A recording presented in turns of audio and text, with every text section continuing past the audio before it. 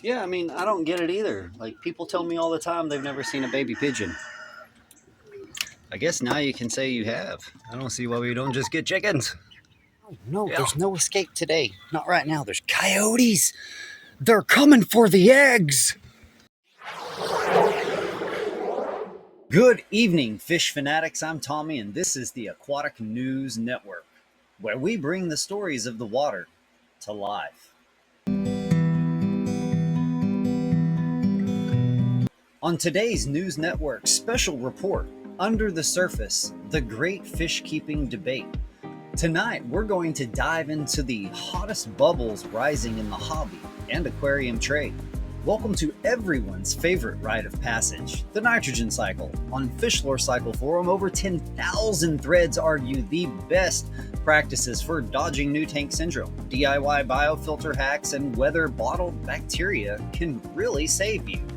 Some hobbyists chat about seeding a dual chamber filter with zooplankton for a turbo cycle. Cut their startup time in half, though it did smell more like a lake bed than a spa. Aquascaping is serious science. Over on aquariumforum.com's plant subforum, 22,000 plus threads debate ideal light spectra for Hemianthus versus Monte Carlo, substrate buffering, and whether homemade yeast CO2 rigs are genius or a petri dish disaster. Pro tip: if your moss isn't carpeting in 6 weeks, check your KH and start whispering some sweet nothings into that Java moss's leaf. And now filters. No filter is just a filter. An Aquarium Advices Forum hardware hub, 18,000 plus threads dissect canisters versus HOBs, smart heaters, and Wi-Fi controllers that tweet you your tank temperatures. Now, the gear arms race is wild. Auto top-off systems that text salt readings and LED rigs so tunable your discus will look like they're under a club spotlight. Behind every lush tank is a global supply chain. Hobbyists now demand captive bred over wild caught, DNA verified tank ready shipments, and full traceability from breeder to LFS. Sustainability's the new trend. Vendors racing to certify eco-friendly specimens so your next angelfish comes with a carbon footprint smaller than your houseplant. So that's your roundup of today's hot debates.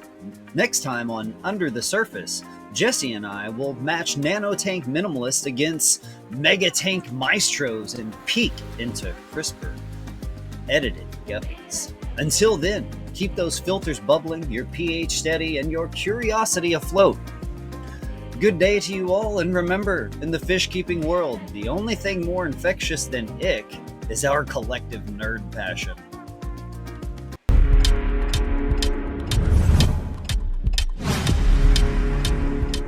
You know what really clamps my fins? People who set up a shiny new aquarium, toss it in a bunch of fish immediately, and then act confused when everything goes belly up, literally. Oh no, my fish died. What happened? Well, I don't know, Susan. Maybe it's because you skipped the entire nitrogen cycle and turned your tank into an ammonia-filled death trap.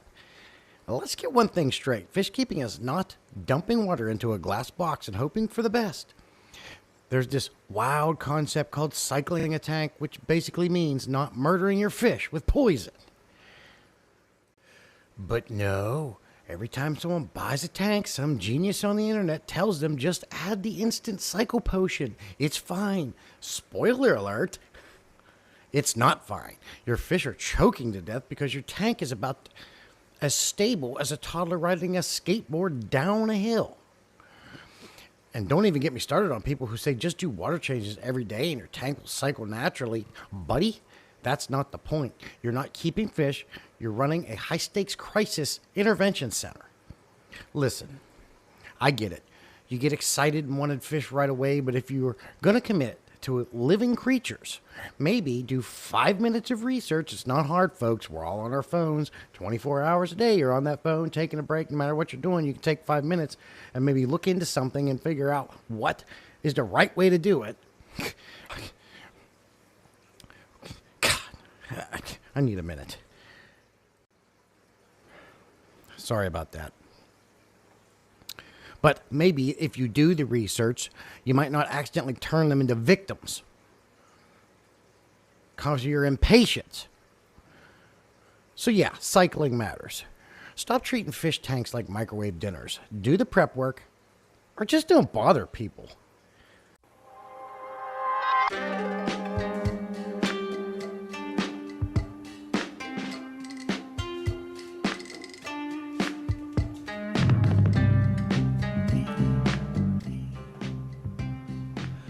Good morning. Morning for me, when we recorded this.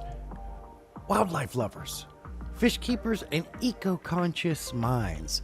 This one's for us. Have we ever thought about the everyday choices we make and how they impact the creatures we all admire? Today, we're revealing the top 5 things that everyday wildlife enthusiasts, ocean lovers, and fish keepers need to remember and adopt. And let's make this an interactive show because we all play a part in protecting nature. I know I do. Littering is a good way. If you see it and you're walking down the sidewalk, take some time. Clean it up. Throw it in a bag. Unfortunately, we have to deal with all those people everywhere. Imagine a world where vibrant coral reefs vanish, rivers run dry, and forests lose their symphony of chirps, howls, and splashes. Sounds grim, right? But guess what? We have the power to prevent it. It's 5 easy actions with one goal, and the result, a thriving planet. Let's get into it. Show of hands. Who here has an aquarium or knows someone who does? Keeping fish is fascinating, but did we know that some species in the pet trade are caught in ways that harm wild populations? Instead of supporting unsustainable practices, let's choose captive bred fish from outside reputable sellers. Avoid endangered species and never, ever, ever release pet fish into the wild. It can throw entire ecosystems out of balance. I've talked about this before. It's a heated, yeah, I don't even want to. It's been going on forever. Ridiculous. Let me ask you this. If you could give advice to a new fish keeper, what would it be? Please share it with us. We really want to know. We'd love to hear from you. It'd be very interesting. Let us know. Here's a quick question for you. What do we think is the biggest threat to wildlife habitats? Yes, habitat loss is a huge issue, from forests disappearing to pollution and choking rivers. But small actions make a big difference. Let's support local habitat restoration projects, choose eco-friendly landscapes, and reduce plastic waste to keep nature thriving. I have another question for you. Who here has taken action like planting native species and cleaning up litter? Shout it out. Now, let's talk about shopping, because our choices matter. Raise a hand if we've ever bought seafood, pet supplies, or outdoor gear.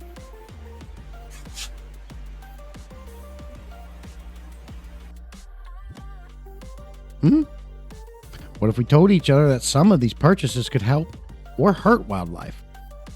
Sustainable seafood labels, biodegradable pet supplies, and responsible bird feeders all make differences. Even something as simple as choosing reef-safe sunscreen protects marine life. Let me ask you another question. What's one product you've switched to for the sake of wildlife? Let's hear some of these ideas. We'd love to hear from you again. Make sure you leave in the comments of this video all these questions I'm asking you, because we really need to know. And we really are curious. All right, guys, this one will be really fun. It is poll time, right? Okay. Who has seen someone feeding wild animals in a park or on the beach? Seems innocent, right? But feeding wildlife can make animals dependent, sick, or even aggressive. The best thing we can do, observe from a distance. Let nature do its thing and never interfere. Just kind of like the friend or family member that constantly needs help, always think of the adage, don't feed the ducks. Because what happens if you feed the ducks all the time? They stop eating for themselves and depend on humans, and they're going to always keep coming back for the help. It's the same analogy. If you need to kind of like compare these things to your personal life to help yourself understand the wildlife end of things, use that if you need to. Put yourself in their feet or their hooves or their paws. Things like that. Or you could even ask yourself this. If you could make a short PSA about this, what would it say? Let us know in the chat. Let us know in the comments. Now, here's a big one. We have the power to inspire change. When we talk about wildlife conservation, responsible fish keeping, and ethical shopping, we create a ripple effect. So whether it's sharing facts, leading by example, or encouraging sustainable choices, our voices make a difference. And so does yours. What's one wildlife-related topic you would love more people to care about? Oh man, that's good coffee. Wish the station would get that coffee too. For a closing message, there you have it. 5 actions that can make a huge impact on the future of wildlife, but here's the challenge. Let's each pick just one and commit to it.